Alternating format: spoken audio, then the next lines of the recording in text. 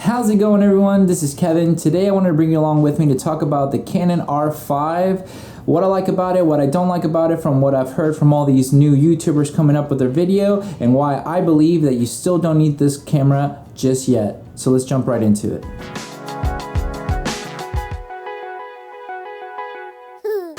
So let's talk about the obvious thing about the Canon R5. Camera shoots 8K. That's unreal to me that we're getting to that already.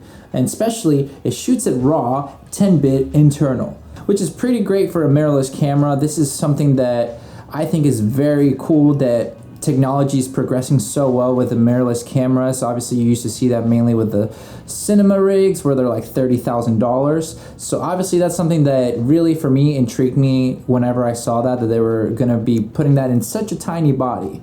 But with that said, obviously I keep hearing that there's a lot of overheating issues that I know like Sony has had before because of all the jam-packed things that they had put in their older cameras and everything like that. So that's something that, to me, that I'm like, that's a great move for what the mirrorless camera world is becoming.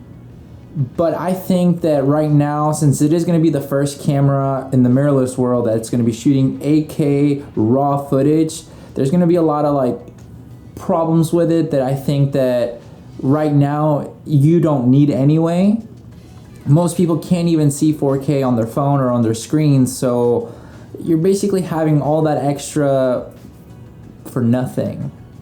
So with that said, for me personally, I think it's great we're moving into getting that 8K kind of shooting capability, raw and everything in between, but in reality, it's not a needed thing. A lot of people have 4K cameras that can't even, they're not even learning them properly already to use them to their fullest extent. Like, I was with a Sony a6000 for about 2-ish years before I even upgraded to the a7 III, and that shot 1080p, and until I kind of like pushed the limits where I was like, you know what, like I need the 4K because it's better quality, it's better for color grading, it's only 8-bit, but at least it's better file sizes where I can do more with them for my projects.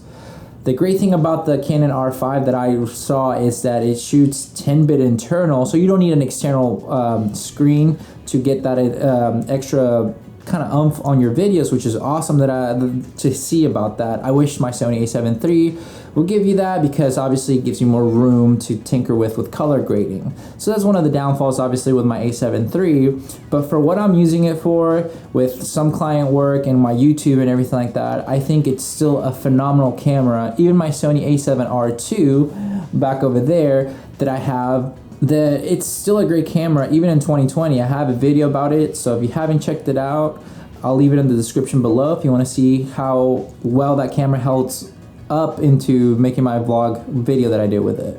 But anyways, with that being said, I think that it is a great camera, the Canon R5, but in reality most people won't need it. And don't get me wrong, like, everybody has that FOMO kind of thing when it comes to new gear. Even I get it. I'm like, oh man, I know Sony's going to come out with a Sony a7S III or something, and then probably eventually the a7 IV or something along those lines. And depending on where I'm at in my career, I might upgrade, because I know that I'll need it for client work that I need to give that extra quality and everything for my clients and give a better income for myself. But right now, in all honesty, most people that want video work don't even upload it correctly, sadly. They kind of just use it for social media, which already gets compressed like crazy. So if you're giving them something in 4K and high resolution, it's still going to be compressed to look great. So with that being said, I mean, 8K sounds phenomenal and it's like a lot of hype, but I just don't personally think that it's something that you should just up and switch over because you think it's gonna make you a better videographer and photographer. Speaking of photography, obviously the good thing about the R5 is that it has 45 megapixels, which is actually a really cool thing to have, because you have more room for quality for photography. So if you're wanting both worlds, that is a phenomenal piece of a camera, and I'm not taking it away from it at all.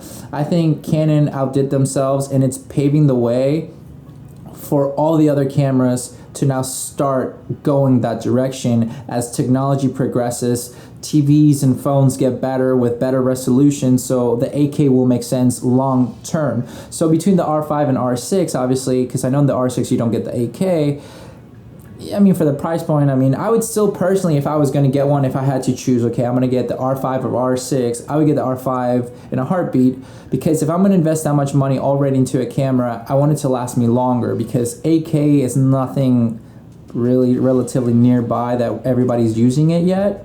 So with that said, it would be a great investment long term. But like I said, most people don't use it. I wish my A7 III could shoot 4K and 120 frames per second for that slow motion to make it even higher quality, because mine only does 1080. But is it enough to make me switch? No. Reality is that where I'm at with what I need is great. What I'm having this camera for my A7 III and my A7 R2, whether I use my A7 R2 for photography mainly more and some video, and my A7 III for more video, or if I'm just wanting to bring one camera, I bring my A7 III because I know I have every base covered. So with that said, for me personally, I know I'm not going to be switching over, because I've had friends of mine ask me, like, hey, are you going to go with Canon now because Canon is so cool with the 8K, which to me, it is phenomenal. I love Canon. I used to shoot Canon until I got my camera stolen, and then I shoot Sony now. That's why I made a video about why I shoot Sony. If you haven't checked it out, go check it out. But personally, just because a camera brings out with the 8K doesn't mean the rest aren't going to follow.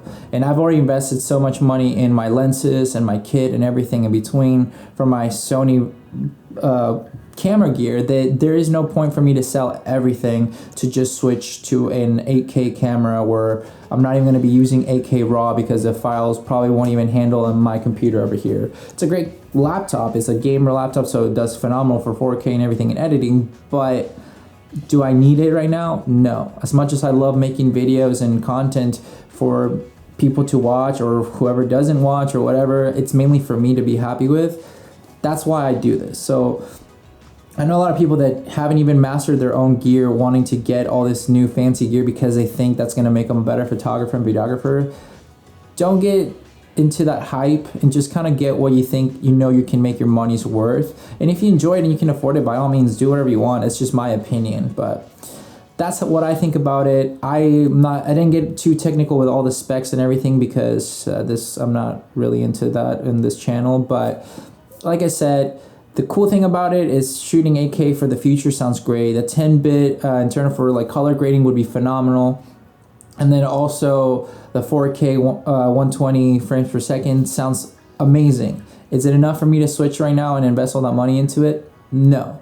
So let me know what you think. I mean, are you planning to get this camera? Is it something that you're really wanting to switch over from? Like, let's say if you shoot Fuji, are you going to switch over to Canon now? Or if you're in Sony, are you going to go to Canon? Or are you going to, from Canon, are you going to get that camera? What's your thought process? I mean, I'm always curious to see why people want to get certain gear.